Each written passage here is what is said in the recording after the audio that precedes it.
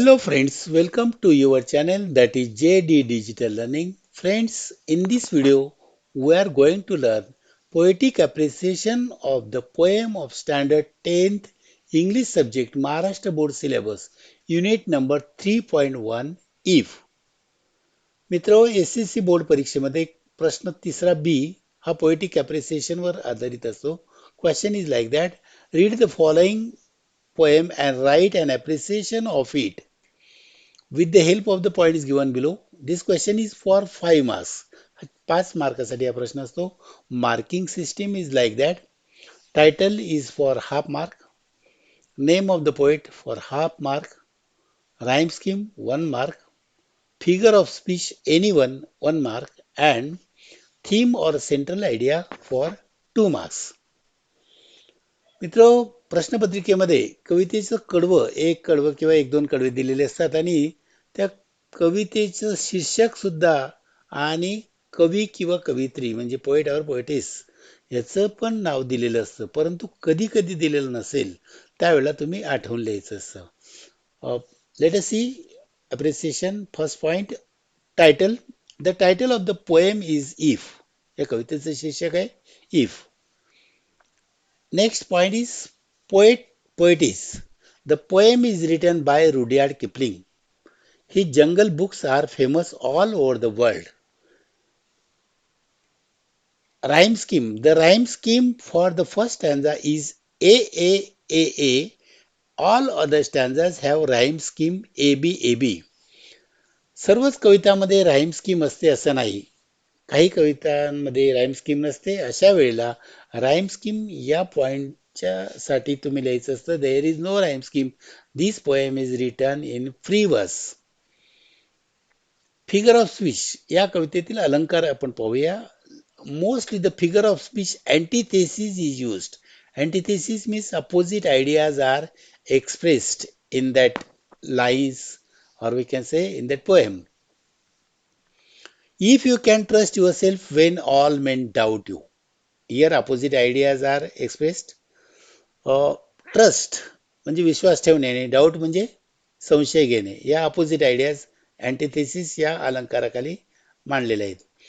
Here two different ideas come together to form poetic effect. आणि अजून एक आहे रिपिटेशन. बघा, some words are repeated. If you can हे वर्ड्स रिपीट झाले म्हणून repetition. This figure of speech is also here. Next point is theme or central idea. The poem is nothing but the advices given to small son by his father. या कवितेमध्ये वडिलांनी आपल्या मुलाला उपदेश केलेला आहे. These advices are begin with the conjunction. आणि ह्या उपदेशाची सुरुवात, जो सल्ला वडिलांनी मुलाला दिलाय त्याची सुरुवात इफ या कंजंक्शनने झालेले. इफ ने कंडिशनल सेंटेन्सेस आहेत. If and all the joys of the world will be on the foot of son if he can fulfill certain conditions. म्हणजे वडिलांनी ज्या अटी घातलेल्या आहेत, ज्या अटी सांगितलेल्या आहेत त्याप्रमाणे जर मुलाने केलं तर तो चांगला मनुष्य होईल, सर्व आनंद त्याला प्राप्त होईल. Both the conditions and their solutions are given so as to help others to be a good human being. म्हणजे वडिलांनी आपल्या मुलाला, एका मुलाला उपदेश केलेला आहे असं नाही, तर सर्व मुलांना उद्देशून ही कविता आहे. तो उपदेश सर्व मुलांना लागू पडतो. The path of success, name and fame is given by father to his small child. Next, the different concepts come side by, that is contrast ideas. Opposite ideas are expressed in this poem which give beauty to the poem. Different figures of speech like antithesis. Opposite ideas चा जो figure of speech आहे तो कवितेचं सौंदर्य वाढवतो. Repetition of group of words means if you can, these words are repeated. This repetition of words is also make the poem effective. If you can coming at the beginning of several lines attract readers to see for what it is all about.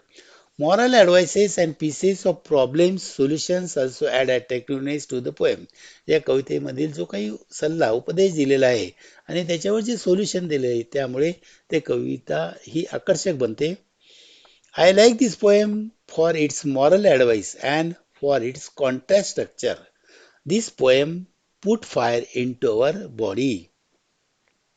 ही कविता आपल्या मनामध्ये शरीरामध्ये चैतन्य निर्माण करते. So friends, thank you for watching this video. If you like the video, click the like button. If you haven't subscribed my channel, subscribe it. Share this video with your friends and press the bell icon for further video notifications. Thank you.